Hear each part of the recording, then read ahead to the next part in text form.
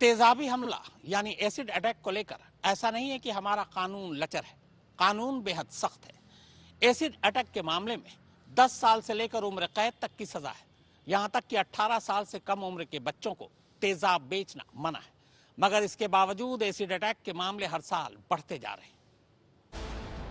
अब सवाल acid attack यानी तेजाब से होने वाले हमलों से निपटने के लिए मौजूदा कानून के संबंध में। तो आपको बताएं कि पहले एसिड अटैक को लेकर अलग से कोई कानून नहीं था, यानी ऐसे हमलों पर आईपीसी की धारा 326 के तहत गंभीर रूप से जख्मी करने का केस दर्ज होता था।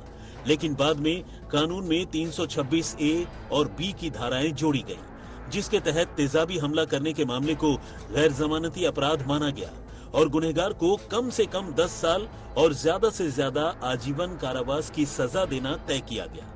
इसके अलावा उससे जुर्माना वसूल कर पीड़िता की मदद करने का भी नियम बनाया गया। इसी तरह आईपीसी की धारा 326 बी के तहत अगर किसी को तेजाब से हमला करने की कोशिश करने का गुनहगार पाया जाता है तो भी उसके खिलाफ गैर जमानती मुकदमा दर्ज कर उस पर कार्रवाई किए जाने का प्रावधान है। हमले की कोशिश करने पर भी कम से कम 5 साल की सजा और जुर्माने का नियम है। यानी इस लिहाज से देखा जाए तो ये कानून काफी सख्त है, लेकिन शायद लोग इतनी आसानी से सुधरने वाले नहीं हैं। अब आइए आंकड़ों के जरिए एसिड अटैक के मामलों को समझने की कोशिश करते हैं। आइए ये देखते हैं कि देश में हर गुजरते साल के साथ एसिड अटैक के मामले बढ़ रहे हैं, कम हो रहे हैं या फिर जस के तस हैं। तो जवाब है, तमाम सख्ती और कायदे कानून के बावजूद एसिड अटैक के मामले कम नहीं हो रहे हैं। देश में साल 2014 में 203, 2015 में 222, 2016 में 283, 2017 में 252 और 2018 में 228 एसिड अटैक के मामले दर्ज किए गए। इसी तरह साल 2019 में कुल 249 मामले सामने आए, जबकि 2020 में 182 ऐसे केस रजिस्टर किए गए। यानी एसिड अटैक के मामलों में कोई कमी नहीं आई। सुप्रीम कोर्ट ने एसिड अटैक के बढ़ते मामलों को देखते हुए अब से कोई 9 साल पहले तेजाब की खरीद बिक्री को लेकर भी कुछ नियम बनाए थे, लेकिन सच्चाई यही है कि इनमें से ज्यादातर नियम कागजों पर ही हैं।